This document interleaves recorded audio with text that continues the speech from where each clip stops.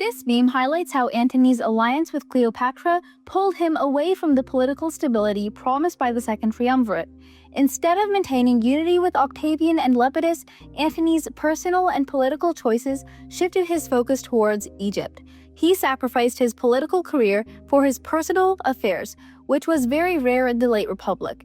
Instead of divorcing for a better career, Antony's divorce destroyed his political life in Rome. By insisting that Rome was still a republic, Octavian reassured the Senate while quietly consolidating authority in his own hands. The humor comes from the contrast between his polite request and the reality that he had overwhelming power. This meme captures how Octavian used political subtlety to transform Rome without openly admitting it. This meme shows how Rome claimed it was continuing the republic after Caesar's death, but quickly veered towards a one-man rule.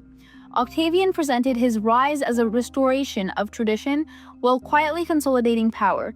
The meme displays how sudden that political turn actually was.